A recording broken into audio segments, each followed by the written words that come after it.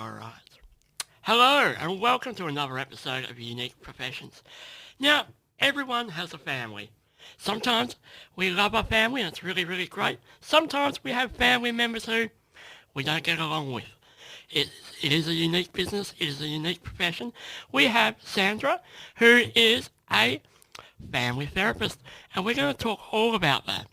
Now, Sandra, what is family therapy in a nutshell? Well, good morning, David. First of all, if I could actually say thank you for inviting me.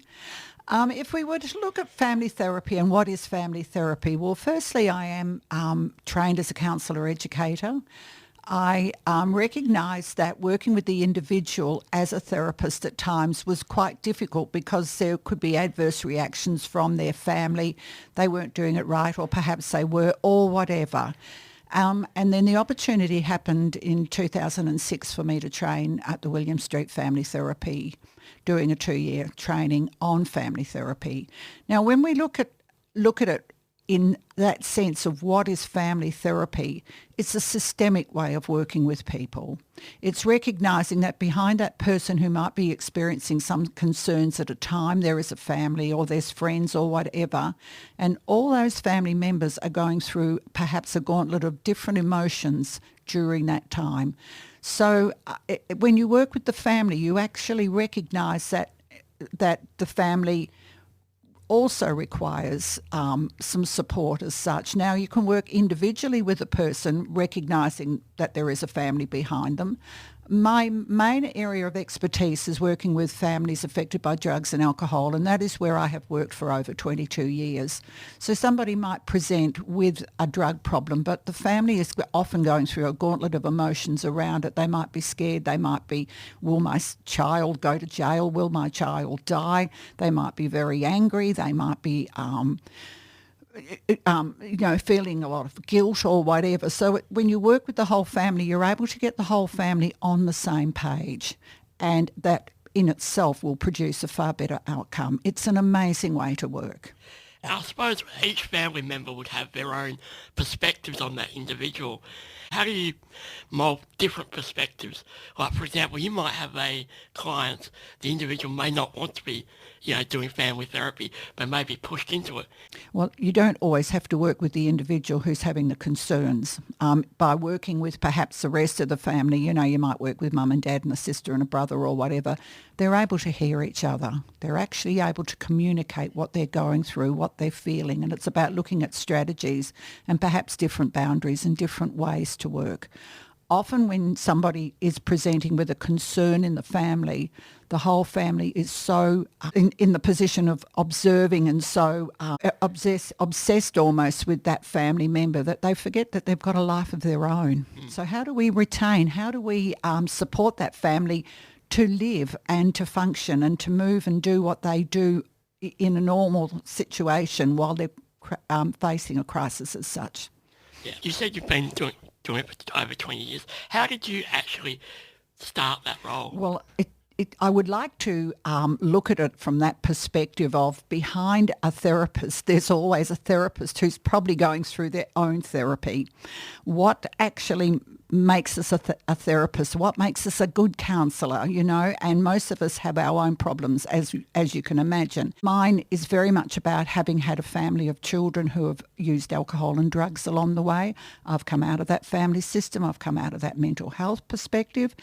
And it's so I have a very good understanding of what that's like at the same time as being able to work with clients. And family therapy, as I know, is a lot of it's based on different kind of theories. There are. What kind of theories or approach do you like to use? Well, we've got Bowlby and we've got Mnuchin and we've got Gottman and we've got, if we go into couples as such, we've got Gottman and we've got Imago therapies. It's primarily looking always from a systemic approach. It's recognising always that behind somebody who's choosing to present with a concern of some sort, there is a family behind that person. And with a systemic approach, that's looking at everything, isn't it? Absolutely. You're looking at everything. You're looking at, who the loops in a family system. You're looking at who does the person relate to best? What's happening? What could they do differently? Because we can support a person to get well in whatever they're going through. However, the family needs to be on the same page, and sometimes families aren't. I mean, if they've had somebody in their family who's used drugs for many, many years, they might be very angry. They may not want to actually sit in a situation where they could make a difference, and it's supporting the whole family around that. I guess, with that person who doesn't want to, engage, that must be different. Is that a challenge? Look, it can be a challenge because we all know that until we see ourselves as having a problem, we haven't got a problem. We all know that. But the rest of the family might have a problem. And what I always do is always encourage the family to take advantage of family therapy. Because, as I say, it can cause so many other adverse reactions in the system. And it might be actually good for those family members, even if it doesn't help that individual, it can still perhaps, you still might be able to manage that situation as well. When you perturb a system and you do something different, it's very much the same as you put out an action, you will get a reaction. So you may not get what you're actually looking for perhaps, but at the same time you may get change. So it could be something like the family has been, for an example, the family has been giving that person who's using drugs and alcohol money for many, many years. If we suddenly get the family together and we look at a different way and we put an approach or a boundary in place, and it might be, for example, buying that person supermarket products every week instead of actually giving that person money, you will get a reaction. You will get a change in the family. The family will become stronger. The family will become resilient. Each session is obviously different because each client will be different. But do you have a strategy or a process while you're conducting a session? As family therapists, we would always consider a hypothesis as such. We might actually look at that family and think, maybe they might benefit that way. But the family is the family that knows best. They know what they want. They know their story far better than the therapist. The therapist in many ways is there in some respects to look at the trees in the forest, to be able to objectively look at some things that they may not have perhaps considered at that stage. But it's always the therapeutic connection. It's always about recognising that the family knows their story the best. I'm wondering, from your perspective, what kind of approaches do you not use and why? Well, we must be always very, very mindful that it's about being curious, and it's about circular questioning. It's about making sure that everybody that presents at the therapy has the same amount of time to present and to be able to put out what their concerns are and how they're actually feeling. So it's always about being curious. It's never about saying, hey, you're doing this wrong or you're not doing this right. It's always about being curious. It's always about recognising that no family is the same and no person in that family is the same. And to being empathetic, always supportive of where that family is and what that family is presenting with, because they have at that stage a major concern in their family. And I suppose, you've seen many, many clients over the years. Have you been in a situation where you've seen the family, maybe a little bit later and they've improved? Oh, yes. Look, I'm so very, very lucky. I've been blessed to have had the most amazing career. 18 and a half years in one particular workplace, although there was a diversity in that, and worked in many of the agencies during that time. And I now work in an Aboriginal services where I offer clinical supervision. It's amazing how many clients you run into in Perth. Perth is a very small place. And as we know, success is always just about change of some sort. Now, it might be somebody presenting in the agency and they just take away a pamphlet, and they might put that pamphlet in the drawer, but at the same time, that is change.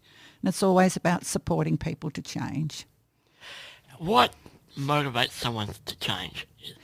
Well, we'll look at, there are several models, of course. You know, there's the stages of change, which is an amazing model. Sometimes just evoking change by being curious. Sometimes they actually have to go out there and actually feel it for a while. And as I say, sometimes just working with the family, when the family puts something different into place, change will or can occur.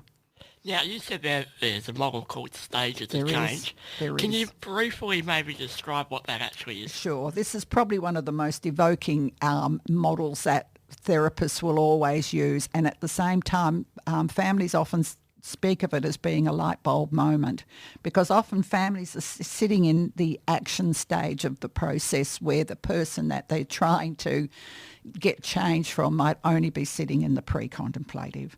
So when we look at change, and as I say, it's Procasta's work and an amazing therapist, we recognise that when we might be going through something in life, we sit in a pre-contemplative space, and that might be just the happy user space. We're having a great life. Things are going okay. Things perhaps might start to not go okay, and then we will sit in the contemplative stage. This is the ambivalent stage. And if we use drugs and alcohol in this particular story that we're doing at the moment, once upon a time I could use drugs and it just felt great. Now suddenly I'm starting to realise that I'm waking up feeling not so good. Some of my friends aren't talking to me. I've lost my job. My girlfriend doesn't want to know me anymore. Maybe I am starting to have a problem. Although sitting in that ambivalent stage, we may not still consider ourselves with a problem. However, being evoked along the way, we will start to think that we have and perhaps it's time to do something about it and to start planning. You know, maybe I could do something different. Maybe if I don't go out with that particular group of friends on a Friday night, I might be able to play soccer on a Saturday. Maybe if I start doing something very different. So we start to plan, what would it look like to perhaps not be using drugs or alcohol and be doing it in a very different way.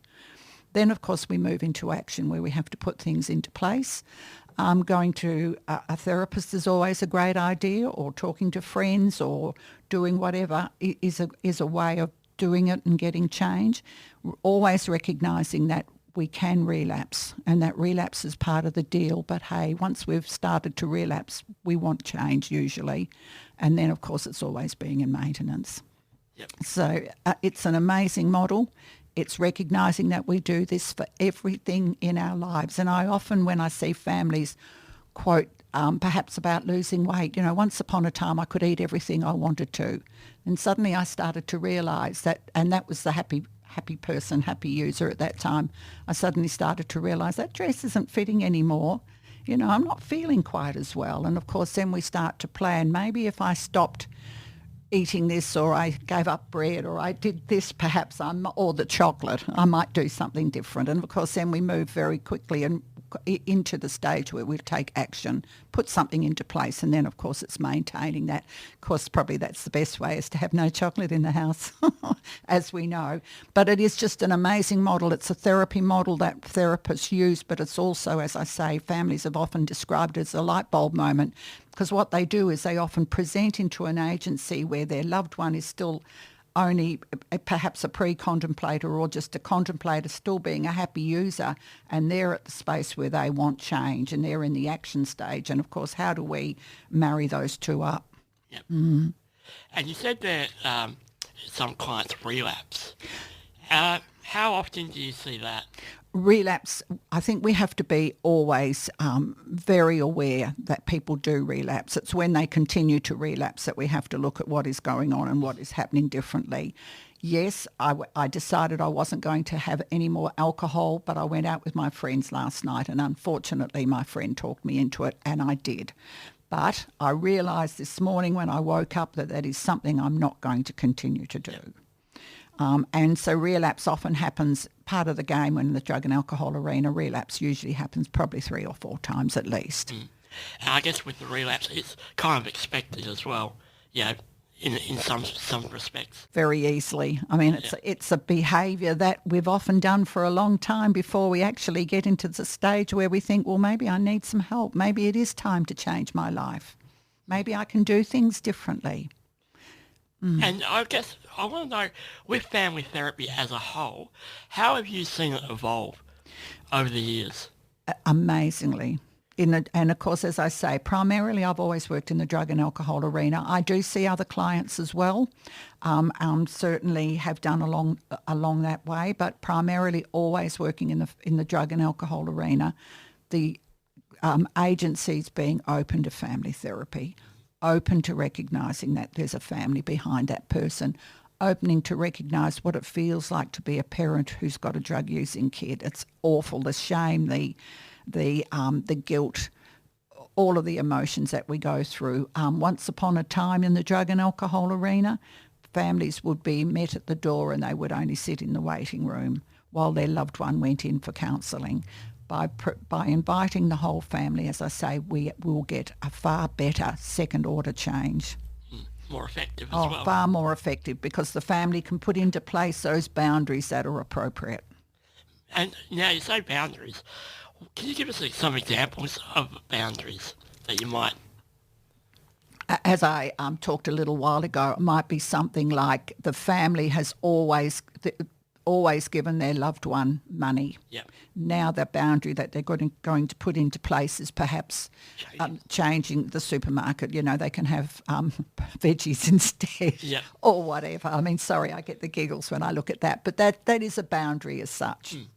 Or it might be another boundary where their loved one needs to be picked up every night, and so they say, well, I'm not going to pick you up tonight, I'm going to actually organise something else for you, or whatever.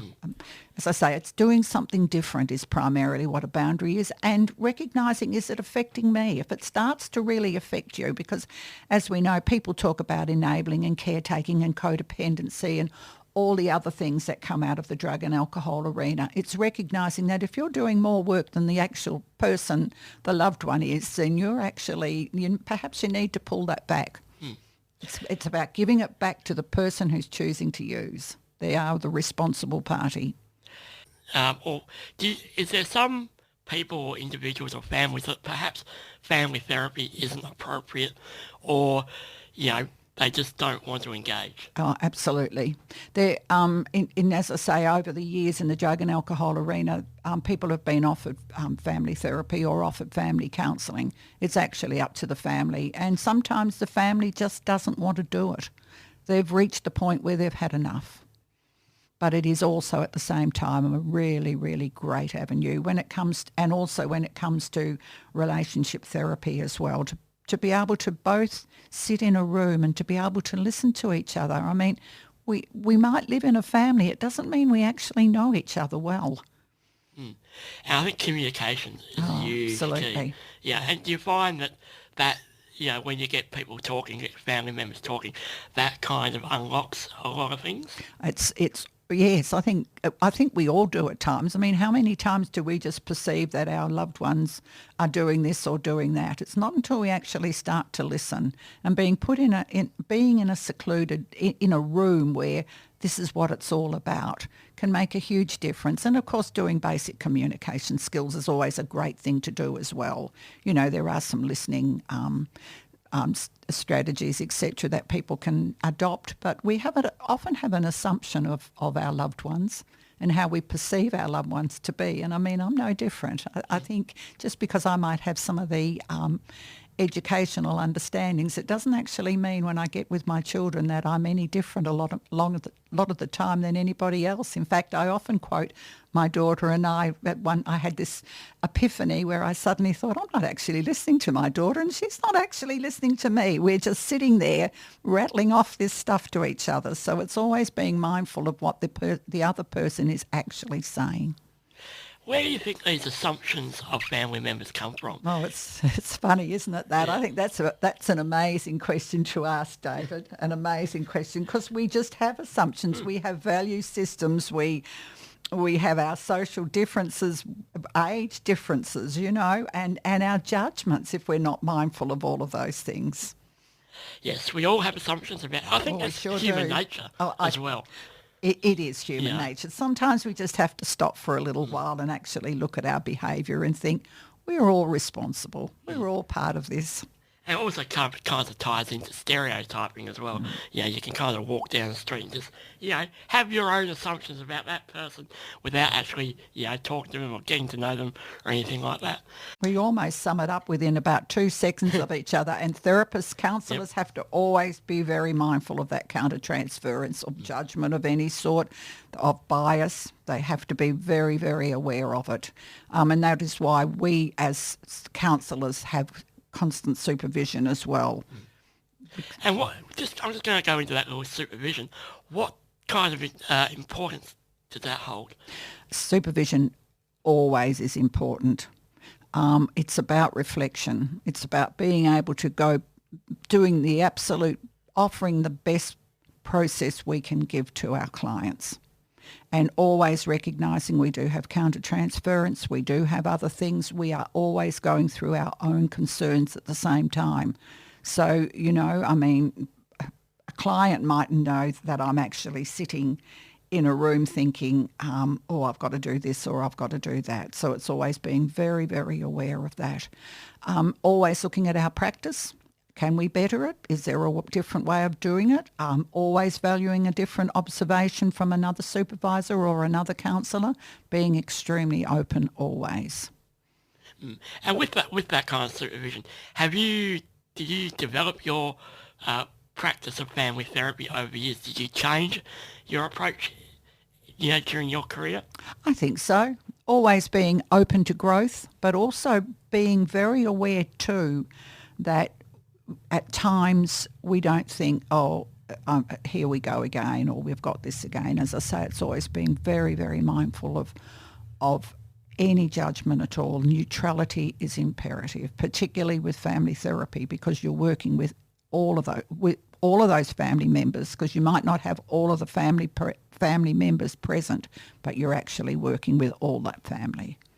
I guess one thing that comes to mind is you may have a family member in this that you actually kind of personally kind of agree with their, what they're doing, and you can kind of see from their point of view. How do you navigate that? Oh, it can be very difficult. A situation that I could use quite easily is that a young man presents at the agency who's smoking a lot of marijuana, and the parents are drinkers. There can be all of those sort of things. We've really got to look at our own behaviour always within the model of family therapy. And you can look at the client and think, that mightn't be very easy to live with, but at the same time, it's what the family's presenting that you work with. How do you navigate your own biases when you are working with a family, and you've got a clear picture of what you think should happen, and they're just not going for it? They're not. It's about always evoking. It's about always offering, always being curious. It's about being as objective as possible and coming always from a curious perspective. Like, tell me a little bit about this. How did you navigate that? What would you do if it was done differently? What would it look like? So that you're always curious. And as I say, and always being very mindful that there's no judgment. Because there isn't any judgment, because as I say, we're all families and we're all trying desperately to do our best. Every family that presents, it's about wanting to do their best, wanting to achieve in some way. Have there been any negatives or cons that you could see during your profession? Oh, yes. People who are mandated into the agencies, and look, I think in many ways we're all mandated. We might be mandated by the justice system, or we might be mandated by the fact that I'm just feeling so bad because I'm continuing to do what I've always done. And yes, we do when we sit in the pre-contemplator, as I've talked about the stages of change, and we sit in the contemplative stage. Doesn't always mean that we're going to be honest with the therapist, and doesn't always mean because it doesn't mean that we're going to be actually honest with ourselves. And that's okay, because they might engage for a while and then go away with that understanding that it's actually sitting there somewhere in their mind or whatever, and that it will still continue to come up and it will still challenge them. And at some stage they might come back again. And that was the most wonderful part always about my career, was that, it's often 6 months, a year later, in that person came again wanting to challenge something else, because as we know, change is constant. Mm. And I guess with mandating, I'll kind of explain that. I know it's Yeah. usually a person gets a court order Yep. to attend a session. That would be correct, wouldn't it? Oh, exactly. They Yep. get a court order, but always being mindful that we're all mandated in some way, because none of us would be sitting in the counselling room if we didn't have a concern that we wanted to work with. We'd be out, at the beach or somewhere. Yeah. Just going back to the mandated clients, Yeah. I guess, some clients, who in that moment are not willing to change, might just think this as a tick the box kind of exercise that, I'll just be there, be present, and then, I'll get a good report later to the judge. But then, like you said, that's still ticking in their brain, a few months later, and they might, want to change. Well, it's looking at always in our role of counsellor educator. I'm an educator as well as a counsellor. So if somebody would present to me in a pre-contemplated space, as I say, from a curiosity perspective, it's always looking at harm reduction, harm minimisation. It's always looking at, I want this person to live. I want this person to move from being the pre-contemplator into a space where they can actually have a life. So it's looking at the safety around them. Do you use with other people? Do you have a taste of the drug? Have you tried the drug before you're using it? Or if you're going to go out and have a volume of alcohol tonight, which always being mindful, alcohol is a drug as well, as we know. Have you got someone who's going to drive you home? Somebody who's going to get you to bed safely? So it's always doing the educator side of it when you recognise that somebody is still only in the pre-contemplative space. We're young, we're living, we're having a life, we're doing the good things. And often they can be quite detrimental, as we know. Now, I'm just going to go a little bit broader here. Mm-hmm. Drugs. Yes. Huge problem in our society. Absolutely. Have you found that, people with addictions have got worse over the years, and maybe the effects of drugs, over the years got worse? I think some of the education has got a lot better over the years. Once upon a time, we would only work with drugs and alcohol, and we wouldn't look at and work with the person's mental health concern as well.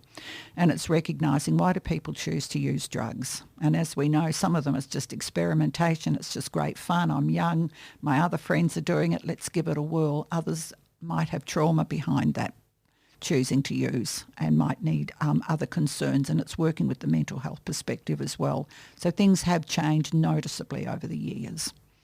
And going forward and looking at changes and looking at different therapies. I mean, when I first went into counselling, probably in the years 1999, years 2000, we weren't looking at ADHD, we weren't looking at autism, we weren't looking at other areas of perhaps of concern. And a couple of the most amazing things since I've been in the area is that we have a cure for Hep C now. How amazing is that? It's just a tablet form. We also have set up needle and syringe exchanges. We have that. We have Narcans available now to support people who OD. It's readily available. We've just done some fabulous things. And one of my proudest moments is when we set up the needle exchange in Mandurah when I was the coordinator at Mandurah at that time. And it's still operating, and I'm still thrilled that it is.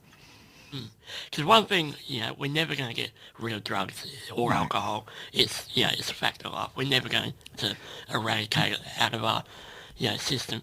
It's all about managing that. Well, we live in a drug-taking society. It's realising that everyone around us in some way uses a drug. We have always a question we used to do at workshops along the way. You'd start with hand up, who's used heroin today, and everyone would look appalled. But by the time you got down to hands up somebody who's had a cup of coffee today, or hands up somebody who's had a chocolate today, we can all recognise we live in a drug-taking society. Drugs and alcohol are part of our lives. It's how we choose to manage it. And as a family therapist, is there a different approach according to what kind of drug? Let's say if I've got just give you an example, or maybe a case study. Let's say I've got a young man in their 30s, who uses ice. Is there a difference of how you would approach that with maybe a 60-year-old woman, single mum, who just uses alcohol? Is there a different kind of approach? A drug's a drug. Yep. That's how I see it, David. A drug's a drug. We work together with whatever the drug is. The family might present and say something like they've often done along the way. Oh, look, I realise that my child's only smoking a bit of marijuana. Somebody else's son's out there using methamphetamine. I always say the problem's the problem. The concern's the concern. It's recognising what it's actually doing to the family and how the family is being affected. So no, I don't think I'd work a great deal different. Other family therapists might, because we all work differently. Yep. There's no right way, as we know in therapy. It's all to do a lot of the time with the therapeutic connection. It's how the family connects with the counsellor, with the therapist, as to the work that gets done. How would you deal or manage clients that are mandated and non-mandated? Is there a difference of how you work? Absolutely. It's always recognising where the person is fitting. Yep. If they come into the agency and they say, I don't really want to be here, I don't really care, and they do, because they've been mandated, they've got into trouble with the law in some way, and part of their therapy is to come into an agency. Well, the first thing is that they're walking into an agency. Next time they come, perhaps they may not be as fearful. It's a big deal to walk into a drug and alcohol agency and to actually admit that I might have a problem in some way. And the same for families, because as I say, families go through so much shame and so much guilt. And what did I do? Could I have been a better mother, and all of those things that come up during that time, as we know. So if they come into the agency in that sense, and as I say, you recognise that that person is only a pre-contemplator, that's okay. It's sowing the seeds. It's being somewhat evoking. It's being somewhat curious, and also at the same time making sure that there's an education component behind it, versus somebody who might come in and say, I think I might have a problem, and you're able to then sort of ask the questions, well, tell me what's happening, what makes you think you've got a problem? What would you like to do differently? And so, as I say, it's very much sitting where that person as an individual is sitting at that time, and where the family is sitting as well. So, yeah, you would very, very quickly recognise where that person is sitting and what sort of counselling you would offer. I mean, there's no point in saying to somebody who's out there having a great raging time, you've got to stop using. I mean, they're going to look at you and think, well, I know where you can go, so to speak. And I guess, what does that first session of family therapy for you look like? How do you start off? Okay, so always there's an assessment process, as we know. There's always gaining that knowledge as we go. So there's always asking quite a lot of questions and getting an idea of what actually is happening in the family, but also at the same time always being mindful that sometimes people just want to spill out their problem. They want to spill it out, and therapy is very much about spilling it out, just being able to say how you're feeling and what is happening, and in a safe space. So it's always being mindful that this is a safe space, and that as counsellors we offer confidentiality well and truly. And that is why even when we go to supervision, we will not be discussing the actual person's name or the person or whatever. We will be always discussing what is concerning and happening for me as a counsellor, and what could I do differently in this particular scenario. Right. When you're doing this, whose voice is the first you actually hear? I would first of all ask who actually who was the one that instigated the phone call, and that would be the first person that I would actually ask. And that goes right back to what our training is about. Mm-hmm. That's the person who has instigated it. That's the person that feels that the family has a concern or needs to be sitting in the counselling room. And so from there, I would then go probably around in almost a clockwise way, I guess, because it's making sure that circular questioning, everybody has time to actually speak about what is concerning them, what is happening with them. And then, of course, yes, you build up a certain picture or a certain hypothesis as such, which then is open to change in the counselling room. I guess, how how quick, some people might want to know, think therapy is a quick fix. And of course, it's not. Is there a time limit with family therapy? I've been very lucky. Having worked in the area that I have worked in the drug and alcohol arena, I've been able to work with clients for quite a long time. So it's really about when they're ready to disengage again, when they feel that they've reached that point at that stage.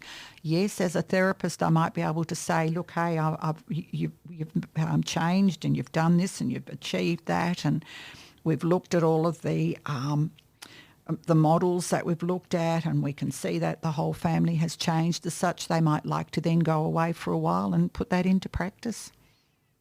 And when they put it into practice, what kind of steps or goals do you like to have? Well, firstly, it's the clients. Yep. It's looking at together what strategies can they put into place. What would they like to achieve? What boundaries are they able to put into place? Is there any resources out there or referral out there that they might like to take advantage of? One of the most amazing things during the years was setting up family groups.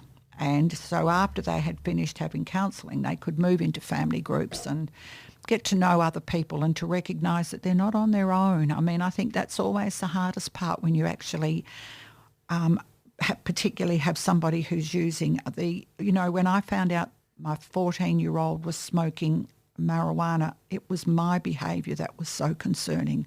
I was mortified. I was so upset. Hadn't I been a great mother? What have I done? Could I have done it differently? The gauntlet of emotions that went through me at that time.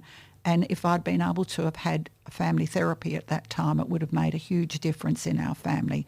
So I always stress, take advantage of the free services that are out there. The drug and alcohol arena is free. Take advantage of it. And family therapy, family counselling is available in some of the agencies. Take advantage of it always. It's almost that, what's that old terminology? It takes a whole tribe or something. Yep. To take advantage of therapy. Sometimes somebody just says something totally differently and you think, oh, I haven't tried that yet. Let's give that a try. Maybe that might make a difference. And of course, as I say, family therapy is very much about reclaiming your own life within the system. And just going back, and you said something about family groups. What are they exactly? Over the years, I set up many family groups, and the family groups have continued, and they're based on what I always said was a collective wisdom type of model. It's recognising how much resilience and strength families have.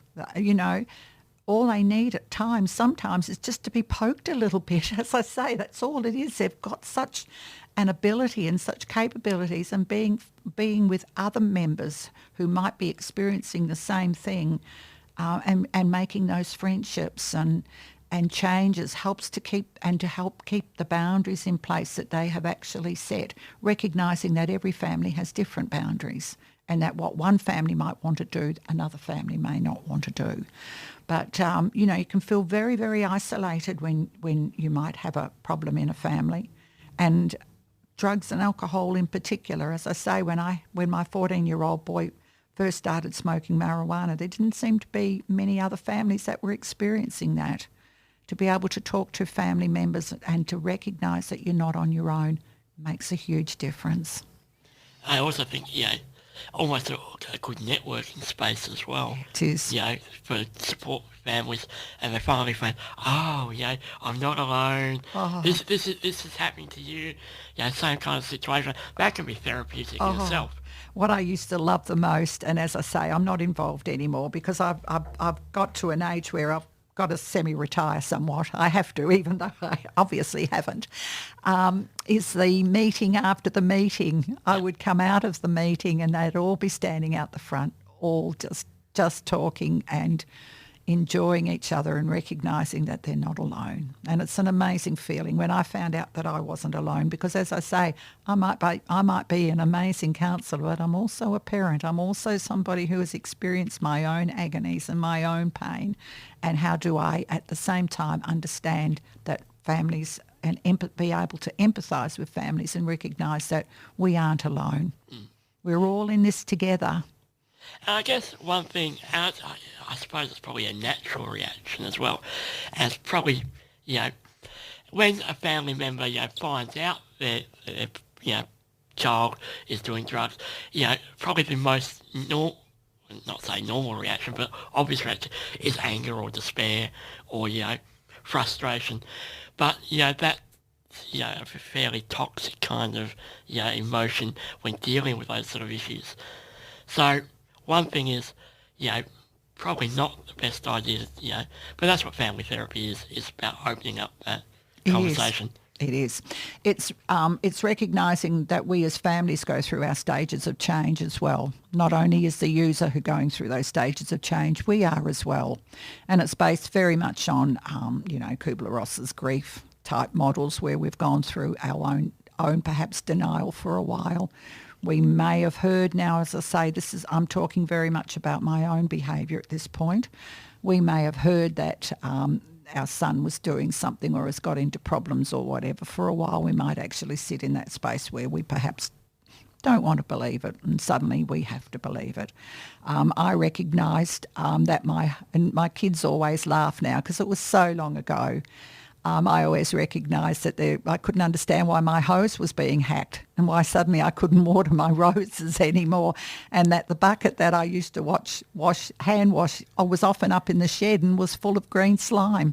Took me a little bit of while to educate myself to recognise what my children are actually doing, and my children would actually become very, very concerning before it actually changed in our family. And the person that did the changing, and I'm very proud of myself, is once I started to change and to be able to look at that family therapy model, I was able to reclaim my life again regardless of what my children were choosing to do. All right, I've got one last question here. What would you say to someone who's listening to this and, recognises that their child or even themselves has an issue with drugs or alcohol and, would like to engage with a family therapist? What would you say? That it's okay, that you have not done anything differently than any other parent in the world. We're not bad parents. We're parents who love our children and want the best for our children or for our partners. Take advantage of what is out there. There's many, many resources. If you're coming from West Australia, which is where I'm living there's telephone services as well. You can get on the phone and you can actually ring a counsellor. And I know most of those people, and they're very, very, very fine counsellors. And you can start the process. I'm delighted that it is still a free service because so many parents and families, by the time they get into help, have spent a lot of money. And take advantage of it to recognise you are not alone, that we're all in this together, that we all feel and we all bleed and we all hurt, but together we can make a difference. So Sandra, thank you very much for coming and joining me today. Thank you, David. It's been delightful, so thank you. All right, thanks for now.